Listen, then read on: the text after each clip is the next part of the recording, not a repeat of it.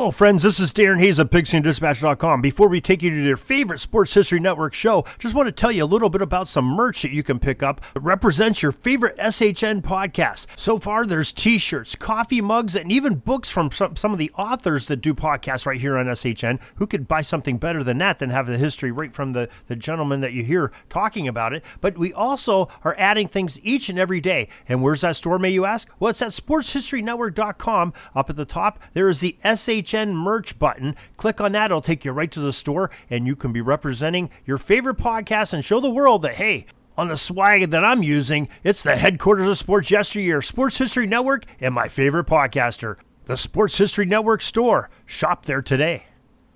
This podcast is part of the Sports History Network, your headquarters for the yesteryear of your favorite sport.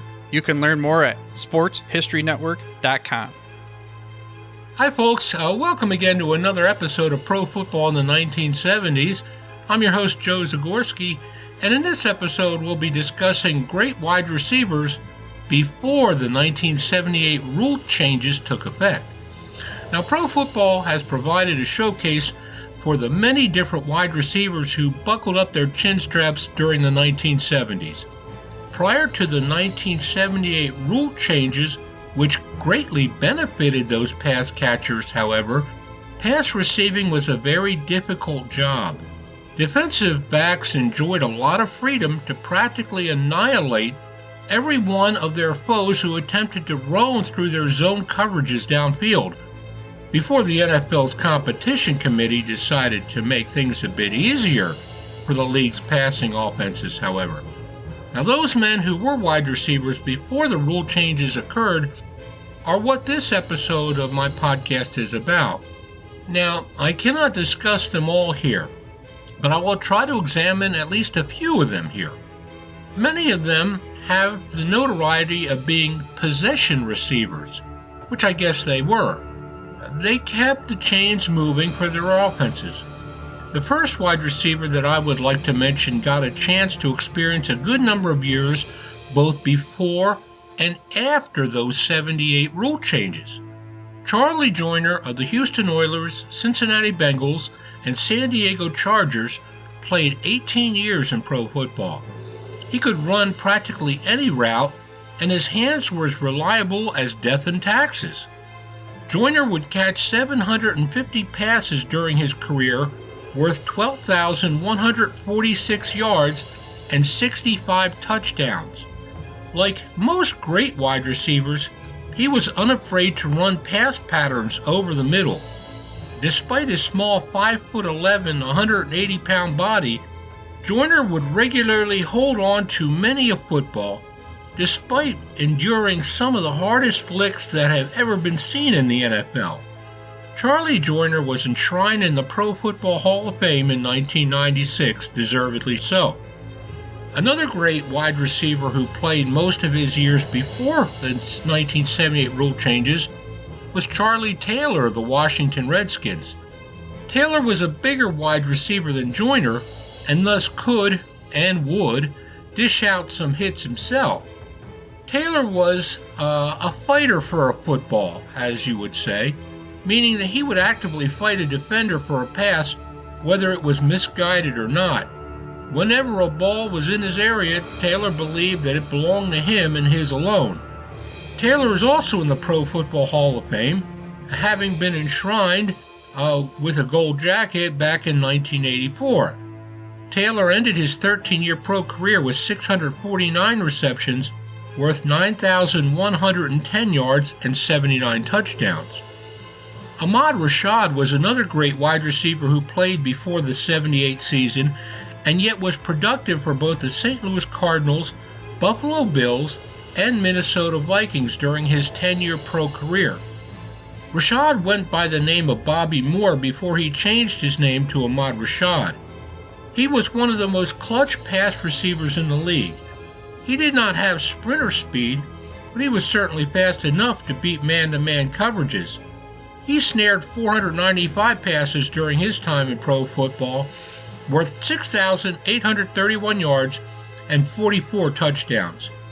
Now, the next three wide receivers who did plenty of damage to opposing defenses before the 1978 season were very similar in their physical makeup as well as in their abilities. Haven Moses of the Buffalo Bills and later of the Denver Broncos had a reputation for making tough catches anywhere on the field. There are many instances where Moses would get hit numerous times each Sunday going over the middle, but yet he regularly hung on to the ball. Moses helped to lead Denver to their first Super Bowl in 1977, and by the time he ended his 14-year pro career, he had caught 448 passes for 8,091 yards, and he scored 56 touchdowns. Now, John Gilliam was another pass catcher who, like Moses, brought success to his team. He played for the New Orleans Saints and the St. Louis Cardinals before he really hit his stride as a veteran with the Minnesota Vikings. He eventually came to an end of his 11-year pro career with stints with the Atlanta Falcons and the Chicago Bears. Gilliam caught 382 passes in the NFL, worth 7,056 yards and 48 touchdowns. He was also used, especially by the Saints and the Vikings, as a valuable kickoff returner. Now, Gene Washington of the San Francisco 49ers played 10 seasons in pro football from 1969 to 1979. He spent his last year in the league with the Detroit Lions.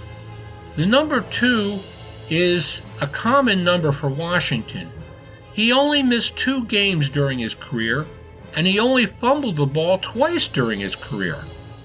Washington caught 385 passes all throughout his career, worth 6,856 yards, and he scored 60 touchdowns.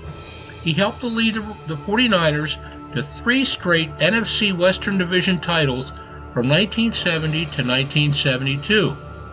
Now, naturally, the wide receivers that I spoke about today are just a small fraction of some of the great wide receivers who played well prior to the new rule changes of 1978. But these guys stick out in my mind as being some of the best in the business during that era. Now for our trivia question of this episode. True or false? None of the wide receivers that I mentioned today was a member of a Super Bowl championship team. Thanks once again for listening into Pro Football in the 1970s. I'm your host, Joe Zagorski, and I look forward to chatting with you again soon. This podcast is part of the Sports History Network, your headquarters for the yesteryear of your favorite sport. You can learn more at sportshistorynetwork.com.